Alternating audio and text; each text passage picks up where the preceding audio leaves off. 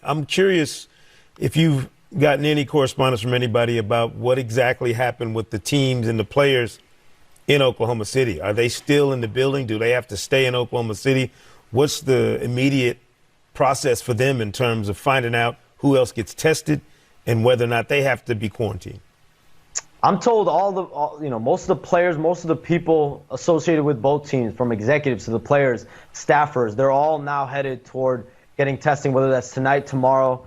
Rudy Gobert, again, like I said, he's been away from the team this evening. He's been feeling strong. In his mind, he was playing tonight. And so that lets you know he is strong and stable enough. But this is a serious situation, and I expect both these teams tonight to get tested. I expect teams that just recently played Utah to get tested.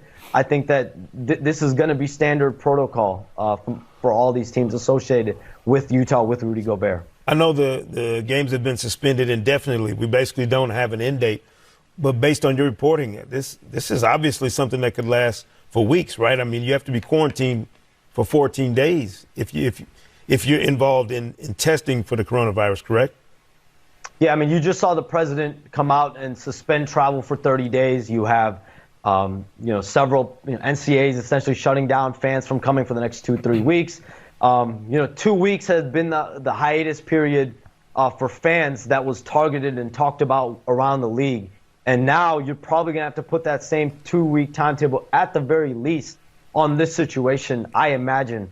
But this is an indefinite suspension. This is not something where I think the league is like, listen, in a week we'll be able to figure this out. This is something that has grave ramifications. And, you have players around the league now wondering, what does this mean for our paychecks? Is this a lockout type of situation where we're not going to be paid by the game? And so there's a lot of questions still surrounding all of this.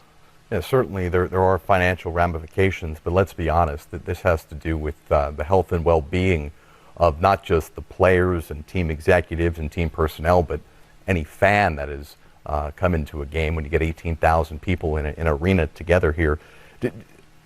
Obviously now it seems like people are taking this seriously, but did you get the sense, Shams, leading up to this news from Rudy Gobert in Oklahoma City tonight, that players and coaches and team executives were taking this as seriously as it should have been taken?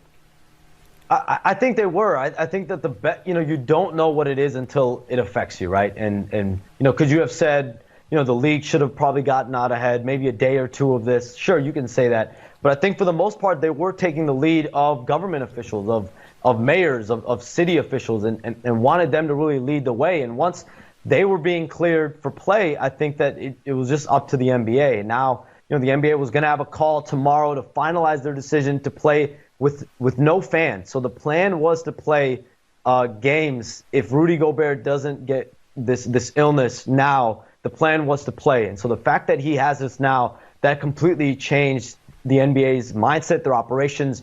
Everyone understood that once that happened, we can no longer play. We need to shut down. All right, Shams, I would imagine we will be checking in with you several times over the next few days. Appreciate your time as always. We'll continue to check out your great reporting on the Athletic and Stadium. Thank you.